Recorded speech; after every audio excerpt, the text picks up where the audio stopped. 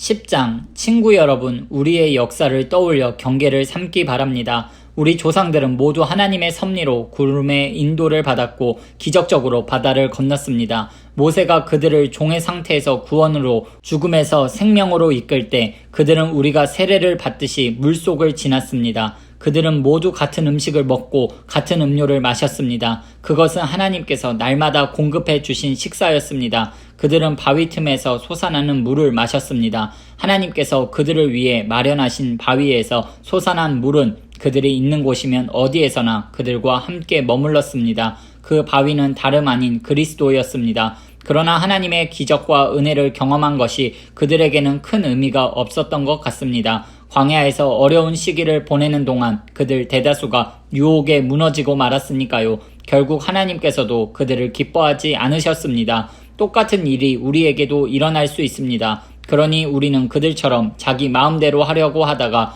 허를 찔리는 일이 없도록 조심하지 않으면 안 됩니다. 백성이 먼지 파티를 벌이고 그런 다음 춤을 추었다고 했지만 우리는 그들처럼 우리의 신앙을 떠들썩한 쇼로 변질시켜서는 안 됩니다. 성적으로 문란해서도 안 됩니다. 잊지 마십시오. 그들은 성적으로 문란하게 살다가 하루에 23,000명이나 죽었습니다. 우리가 그리스도를 섬겨야지 그리스도께서 우리를 섬기게 해서는 안 됩니다. 그런데도 그들은 그렇게 했고 결국 하나님께서는 독뱀을 풀어 놓으셨습니다. 우리는 불평하지 않도록 조심해야 합니다. 그들은 불평하다가 멸망했습니다. 이 모든 것은 위험을 알리는 경고 표지입니다. 이 모든 것이 우리의 역사책에 기록된 것은 우리로 하여금 그들의 실수를 되풀이하지 않게 하려는 것입니다. 우리의 처지가 그들과 유사합니다. 그들이 처음이라면 우리는 나중이라고 할 수 있습니다. 우리도 그들처럼 실패할 수 있습니다. 그러니 순진하게 속지도 말고 자만하지도 마십시오.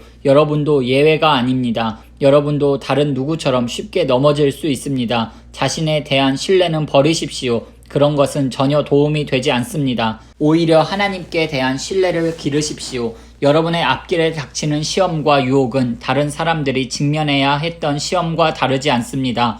다만 여러분이 기억해야 할 것은 하나님께서 여러분을 포기하지 않으시고 여러분이 한계 이상으로 내밀리지 않게 하시며 그 시험을 이기도록 언제나 곁에 계시며 도우신다는 사실입니다. 그러니 사랑하는 친구 여러분, 사람들이 하나님을 어떤 대상으로 전락시켜 이용하거나 통제하려는 모습이 보이거든 할 수 있는 한 속히 그 모임에서 빠져나오십시오. 이제 나는 성숙한 신자들에게 하듯이 말하겠습니다. 여러분 스스로 결론을 내려보십시오. 우리가 성찬 때 축복의 잔을 마시는 것은 그리스도의 피, 그리스도의 참 생명에 참여하는 것이 아닙니까? 마찬가지로 우리가 빵을 떼어 먹는 것도 그리스도의 몸, 그리스도의 참 생명에 참여하는 것이 아닙니까? 여럿이 우리가 하나가 되는 것은 빵이 하나이기 때문입니다. 그리스도가 우리 안에서 조각조각 나는 것이 아닙니다. 오히려 우리가 그분 안에서 하나가 되는 것입니다. 우리가 그리스도를 우리의 모습으로 축소시키는 것이 아니라 오히려 그리스도가 우리를 그분의 모습으로 끌어올리십니다.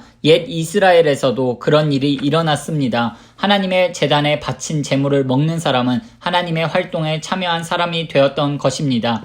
이제 차이점을 아시겠습니까? 우상에게 바친 제물은 아무것도 아닌 것에 바친 것입니다. 우상이 아무것도 아니기 때문입니다. 그러나 사실 우상은 아무것도 아닌 것보다 더 심각합니다. 그것은 바로 마귀입니다. 바라건대 여러분은 스스로를 여러분보다 못한 것으로 떨어뜨리지 마십시오. 여러분은 둘 다 가질 수 없습니다. 여러분이 한날은 주님과 잔치를 벌이고 이튿날에는 마귀들과 잔치를 벌일 수 없습니다. 주님은 그런 것을 참으시는 분이 아닙니다. 주님은 우리의 전부를 원하십니다. 전부가 아니라면 우리는 아무것도 아닌 것이 됩니다. 그런데도 여러분은 여러분보다 못한 것과 어울리시겠습니까?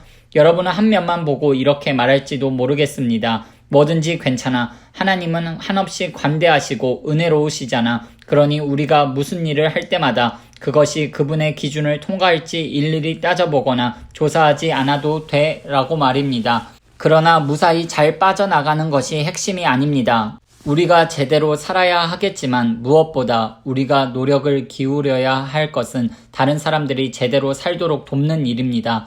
이것을 행동의 근거로 삼으면 나머지는 상식선에서 해결됩니다. 예를 들어 정육점에서 판매하는 것은 무엇이든 먹어도 됩니다. 정육점에서 파는 고기마다 우상에게 바친 것인지 아닌지 따질 필요가 없습니다. 결국 땅과 거기서 난 모든 것이 하나님의 것이니까요. 정육점에서 판매하는 양의 다리도 땅에서 난 모든 것에 포함됩니다. 믿지 않는 사람이 초대한 저녁 식사에 여러분이 가고 싶다면 가서 마음껏 즐기십시오. 여러분 앞에 차려진 음식은 무엇이나 드십시오. 여러분을 초대한 사람에게 차려진 음식마다 윤리적으로 깨끗한 것인지 일일이 추궁하듯 묻는다면 그것은 예의에 어긋난 행위이며 바람직한 영성도 아닙니다. 그러나 여러분을 초대한 사람이 일부러 이것과 저것은 우상에게 바친 음식입니다 하고 말해주거든 그 음식은 먹지 않는 것이 좋습니다. 여러분은 그 음식이 어디에서 왔든 개의치 않겠지만 여러분을 초대한 사람은 그렇지 않습니다.